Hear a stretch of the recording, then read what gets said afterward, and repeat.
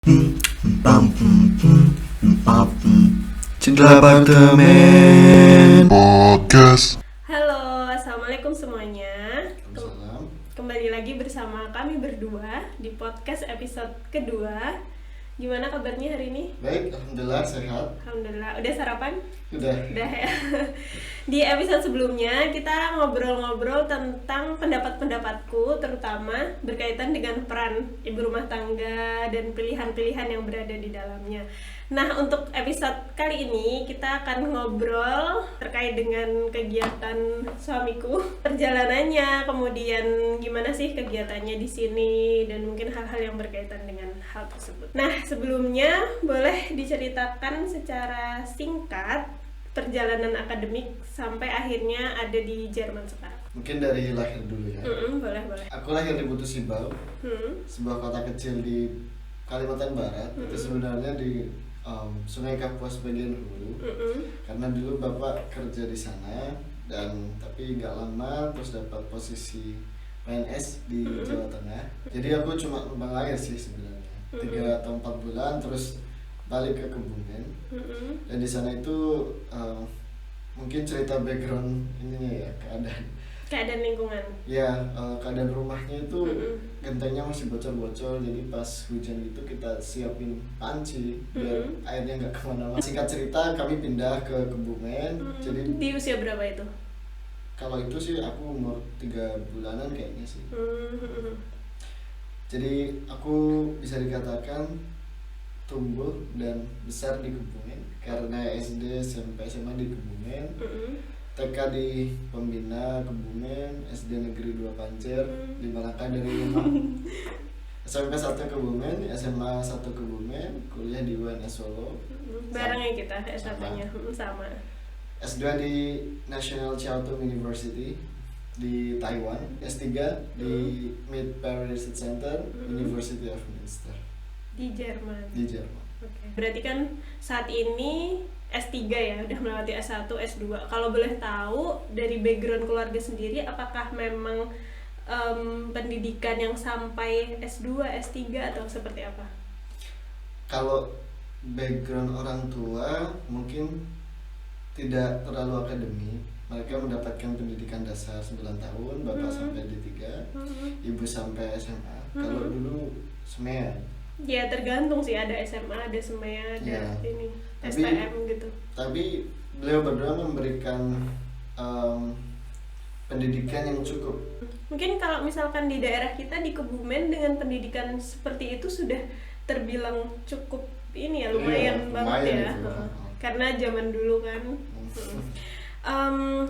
Tapi meskipun dengan background pendidikan yang bisa dikatakan nggak sampai pasca sarjana dan lain-lain, tetap memberikan kesempatan yang baik ya untuk anak-anaknya bisa mencapai pendidikan yang lebih dibandingkan kedua orang tuanya. Iya benar sih. Yang penting mereka pengen aku belajar.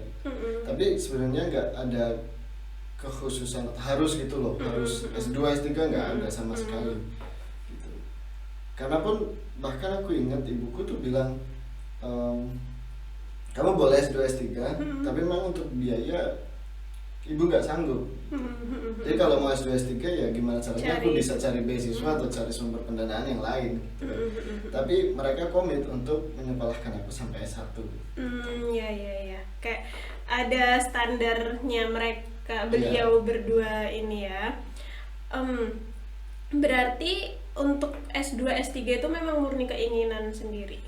Murni keinginan sendiri dan memang udah dipersiapkan sih dulu pas S1 ada keinginan kan untuk buat lanjut ya. Benar. Terus kalau dari keluarga sendiri dan mungkin lingkungan sekitar ya, apa sih peran yang paling diingat untuk mencapai titik sekarang? Ya meskipun kalau untuk S2, S3 dalam segi finansial beliau dari awal sudah tidak ini, tapi kan pasti ada lah support yang lainnya. Benar-benar. Dulu sih yang paling membekas itu pas pemilihan S1 gitu kan. Ibu bilang boleh milih apapun, yang penting aku harus tanggung jawab dengan apa yang udah aku pilih. Ya mungkin sejak itu ya aku benar-benar serius lah untuk mempersiapkan gimana ke depannya, dan aku udah ngerti ada goals yang ingin aku capai. Jadi aku harus apa ya, kalau secara jembatan itu meniti langkahnya gitu untuk menuju ke goals tersebut. Jadi harus disiapkan plan-plan Plan-plannya yang itu jelas. sih menurutku. Nah sekarang kan juga lagi marak ya, misalnya lagi cukup hits tentang privilege ya kan. Kayak misalkan ada artis X yang dia cukup wow dalam bidang pendidikan, terus netizen itu bilang ya iyalah dia orang tuanya ini itu, dan mungkin dari segi finansial juga mampu gitu. Nah kalau menurutmu sendiri memang sepenting itukah atau bagaimana? Privilege sangat berpengaruh, tapi semua itu juga tergantung orangnya gitu kan. Menurutku sih dapat privilege banyak, kondisi ekonomi stabil gitu kan. Tapi kalau dari segi anaknya memang nggak bisa memanfaatkan dan nggak mau memanfaatkan, ya nggak bakal bisa. Nah untuk yang mungkin tidak memiliki privilege tersebut, kalau cerita dari keluargaku ya, kalau misal parameter kaya itu punya mobil, keluargaku pun sampai sekarang nggak punya mobil. Jadi mungkin middle class lah, cukup gitu, cukup untuk makan gitu. Tapi kalau untuk sangat berlebihan enggak gitu kan. Tapi aku akui juga punya privilege gitu kan. Bisa bersekolah SD, SMP, SMA tanpa besok takut harus makan apa gitu, karena kan bapak PNS, jadi cukup lah tadi itu kan. Jadi bisa fokus belajar gitu kan. Dan ya di luar sana kan banyak yang besok hari itu nggak ngerti mau makan apa gitu kan. Jadi penghasilan hari ini untuk makan bahkan besok, hari ini atau ya gitu kan. Jadi harus struggle dan nggak sempat untuk mikirin sekolah dan sebagainya. Ya mungkin privilege-nya lebih di situ sih. Berarti intinya meskipun punya privilege A, B, C, D, ketika kita tidak bisa memanfaatkan atau mengelolanya dengan baik, ya sebenarnya sama aja ya kan. Dan ketika mungkin privilege yang dimiliki itu terbatas, ya standar aja kayak kita berdua sih sebenarnya ya kan, berasal dari keluarga yang ya middle lah ya, nggak terlalu ini, tapi kalau misalkan berusaha untuk mengelola lebih baik, insya Allah hasilnya juga akan baik. Iya, kembali ke masing-masing sih. Nah, mungkin sedikit ini ya, bercerita tentang S2 dan S3-nya, kan sudah tidak ada financial support nih dari keluarga. Nah, itu gimana?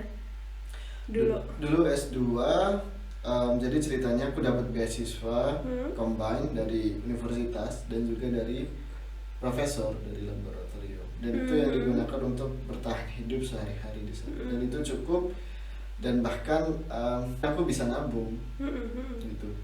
Dan itu sebenarnya dievaluasi setiap semester gitu kan, dilihat nilainya, dilihat performa risetnya. Jadi kalau loyo atau nilainya jelek, ya beasiswanya hilang gitu semua kan. Itu ya, termasuk itu, yang dari univ juga. Itu yang dari univ. Oh, yang dari univ. Gitu. Kalau dari prof mungkin agak lebih terjamin asal kita bisa perform researchnya gitu. Iya. Tapi ya itu, ya masuk akal juga sih, mereka nggak mau lah membiayai orang yang ya tidak berprogres, ibaratnya gitu ya. Nilainya jelek buat apa gitu kan. Ya make sense sih hal itu.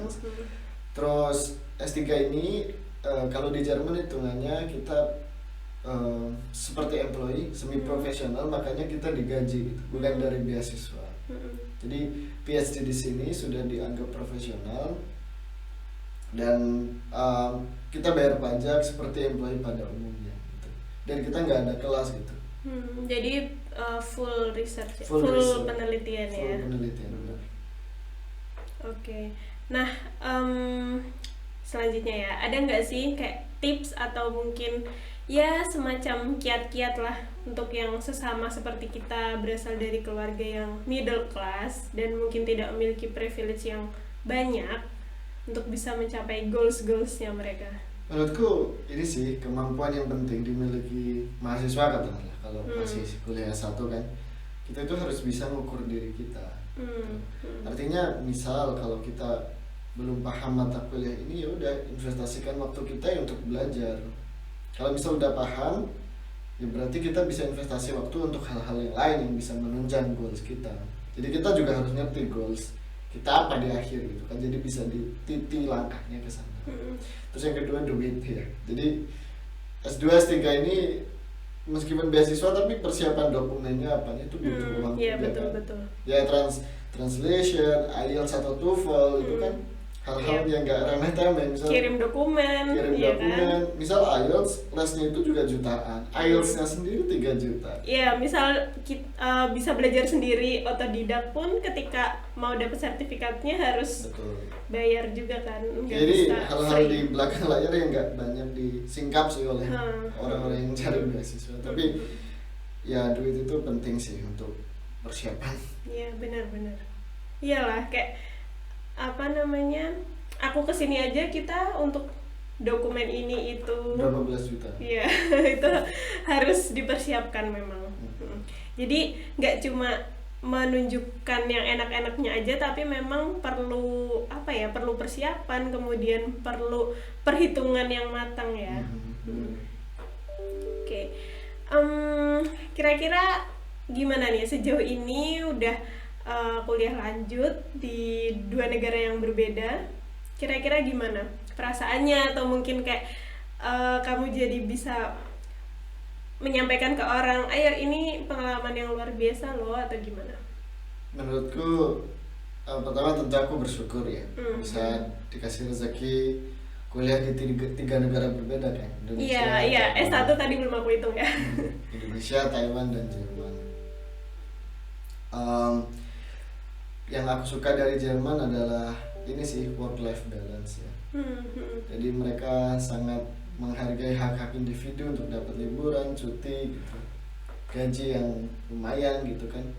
Tapi di Taiwan aku juga bersyukur karena di sana bisa sangat melatih mental gitu kan, dan ngerti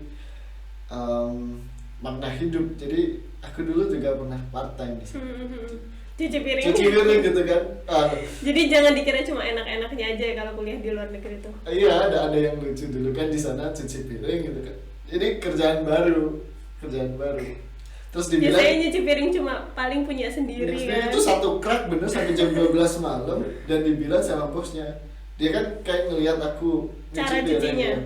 Dibilang kamu kalau kayak gini itu 2 hari baru selesai gitu. Ya kamu pelan gitu, kayak nyuci piring di rumah. Aku kan pengen memastikan piring ini bersih gitu kan. Gak cuma seret selesai. Tapi dibilang gitu.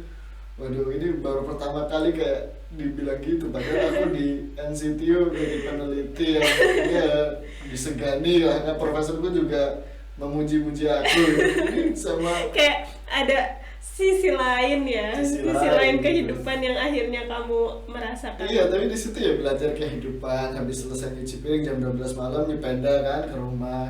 Ya udah menikmati ini hidup ya. Lumayan dinikmati aja. Jadi sebenarnya nggak ada ruginya ya kalau misalnya seseorang itu pengen kuliah lanjut dimanapun di luar negeri. Nggak ada ruginya, tapi memang menurutku kuliah lanjut itu nggak untuk semua orang sih. Kalau memang kuliah lanjut nggak menunjang profesi dan nggak suka dengan subjek atau jurusan yang diminati, buat apa gitu kan? Mending buang waktu juga. Mending investasi waktu untuk yang lain, kerja, entrepreneurship, startup atau apapun yang cocok dengan tujuan hidupnya masing-masing orang ini. Berarti kembali lagi harus ada goals yang jelas, jadi nanti bisa disusun step-stepnya biar sesuai gitu ya. Iya, jangan sampai lah kuliah lanjut untuk pelarian itu eman-eman bang. Ya oke. Nah, sepertinya sudah cukup panjang. Mungkin nanti hal itu bisa kita bikin episode yang berbeda ya. Betul. Oke, terima kasih untuk suamiku. Agak awkward sebenarnya ya mewawancari suami sendiri. Sudah meluangkan waktunya, dan juga terima kasih untuk teman-teman yang sudah menonton. Kalau misalkan ada topik-topik yang mungkin kalian ingin kami bahas, bisa tulis di kolom komentar. Sekian, dadah. Assalamualaikum. Waalaikumsalam.